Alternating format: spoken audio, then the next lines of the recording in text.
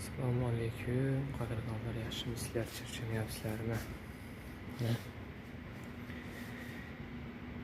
Ruchidagi oldingi ishlagan maktabimizga yana keldik. Alloh nasib qilib shu jonivorlarni yopishtiryapsizlar joyiga, ochiqlamasini. Nasib bo'lsa oz-ozdan xayrgacha sinimat qilolsak, videoga olib keyin tashlab qo'yamiz. Sog' bo'lasizlar. Xo'sh, qadrdonlar, ochiqlama nima deganiga mana. Bu shit razvedkaniki 5-blok 3-etaja joylashgan. Mana kirishi 2dan kelyapti. Buni pitaniyasi.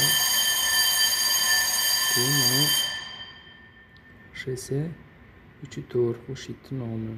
Mana qaysi mana bo'lsa, qaysi xonalariga pitaniya berayotganligi.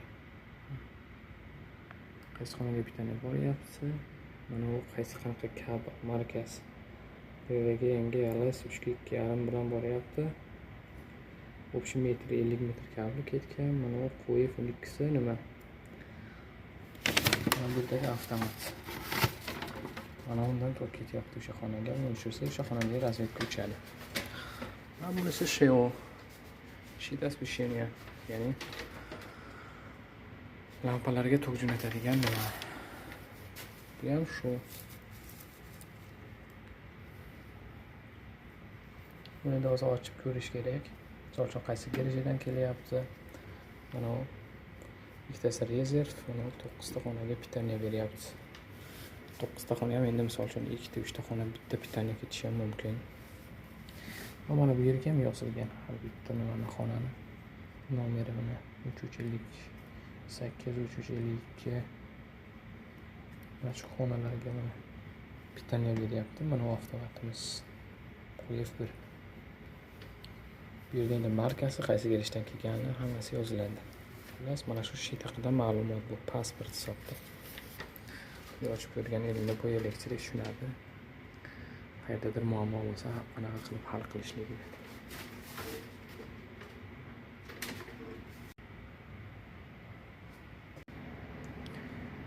O'tgan safar videogamizda mana shu yerda bu podval qurilayotgan. O'shancha ko'tarib qo'yishibdi. 5-etaj, 6-etajga ko'tarishyapti. Biz esa maktabimiz ichidamiz, juda ham issiq. O'sha narsani yopishtirib chiqish kerak.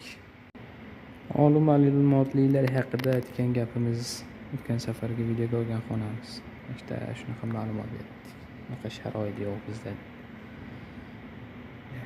Xudo xolasa bo'lib qoladi. Oddiy maktab xolos.